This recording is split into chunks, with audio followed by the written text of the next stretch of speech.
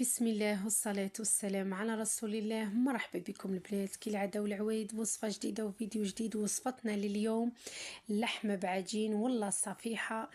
أنا درتها بالدجاج، صدقوني البنات جت بنينة بنينة. وصفة للعشاء والله الغدا، خاصة العشاء البنات تجي تهبل تهبل.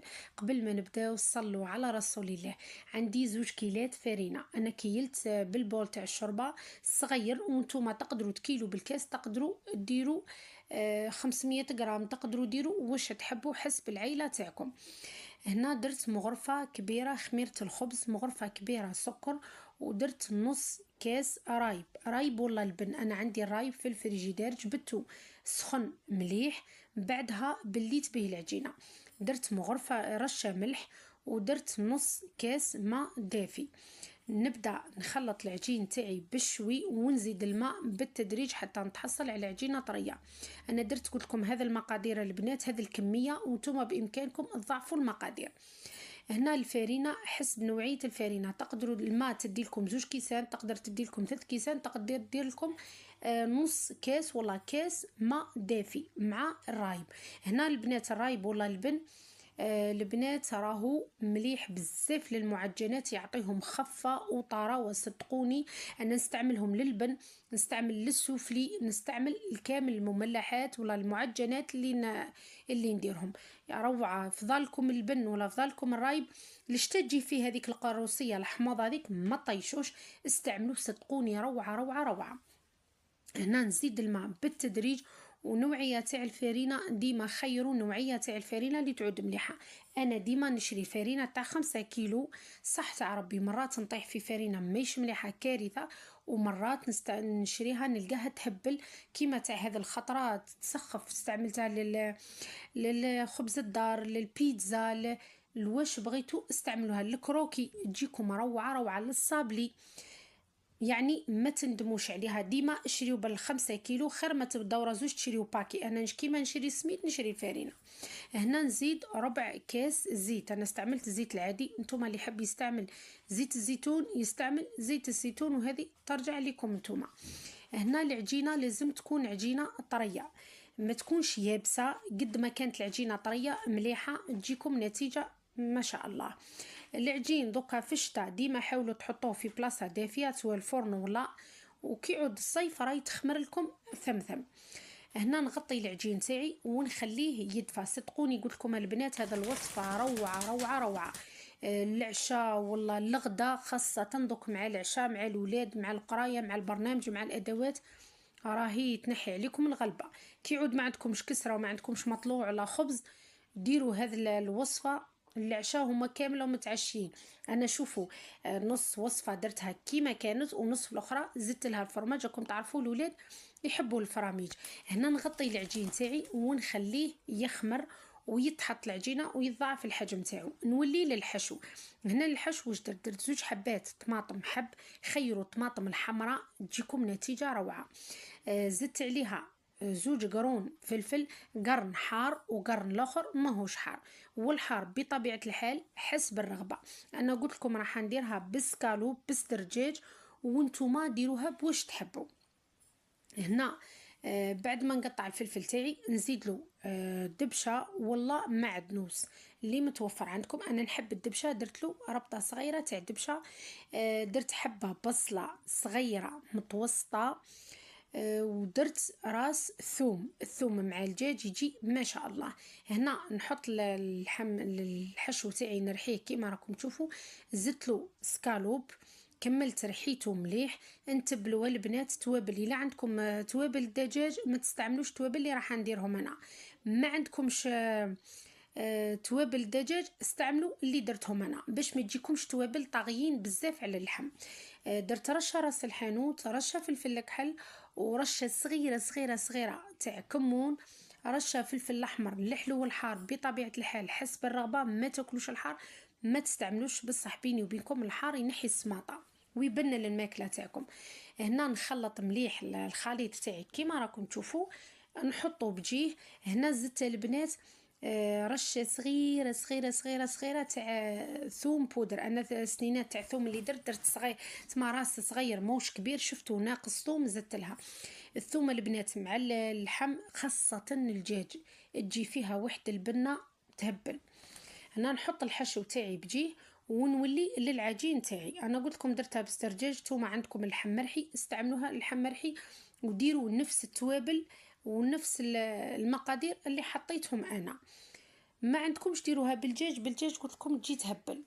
هنا اللي عينو يزيد لها الشحمه يزيد لها شوي شحمه. انا بالامانه زدت لها شوي شحمه.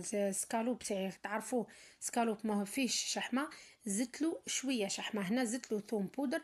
دوك نحط الخليط تاعي بجي ونولي للعجين. شوفوا البنات العجين تاعي كيفاه خمر وتحطت راهي ما شاء الله ما شاء الله.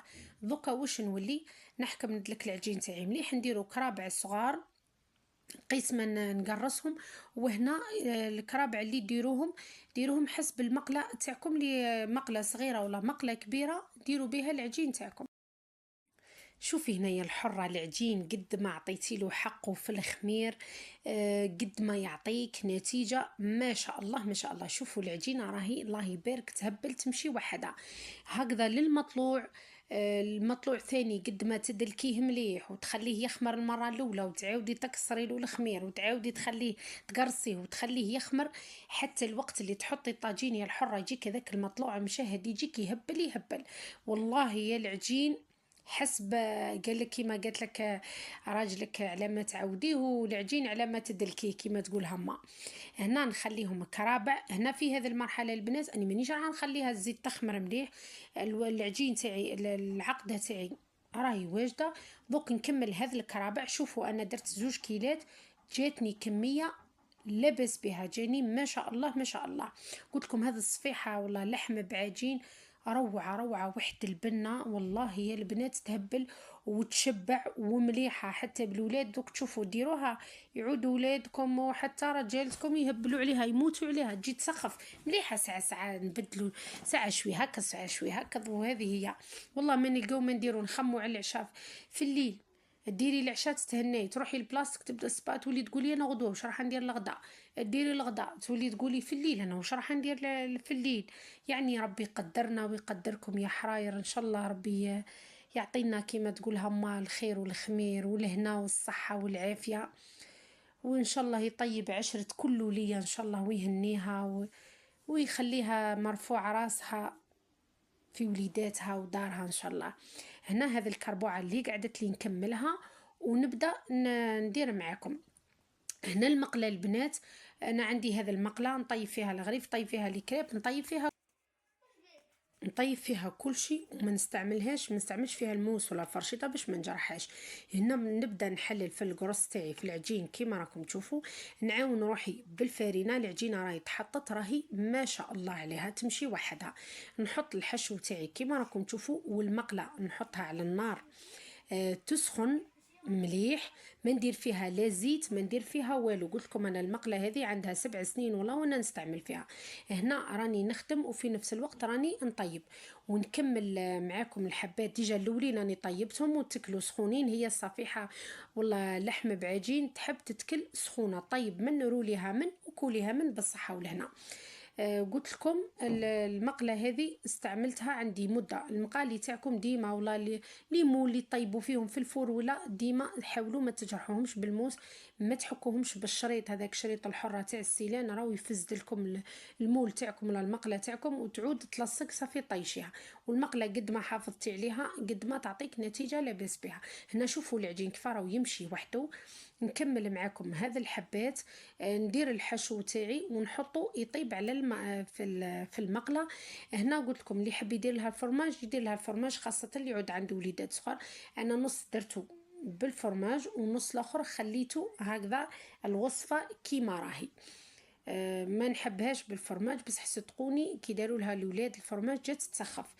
هنا تحبي دي عندك الفرماج هذاك الذائب اللي يذوب لك ثمثم، كي تحطيها كيما درت انا على المقله، فتفتي فوقها الفرماج وقلبي عليها الكوفر باه طيب لك. هنا كي نطيبها على المره نطيبها من التحت، نزيد نعاود نولي نقلبها شويه تنشف لي من الفوق كيما راكم تشوفوا ونحيها. هنا هذه الحبات داروا فيه درت فيهم الفرماج لوليداتي، فرماج هذا تاع الذائب، وزدت له شوي فرماج رابي، دخلتها للفور من التحت راهي طايبه ما شاء الله.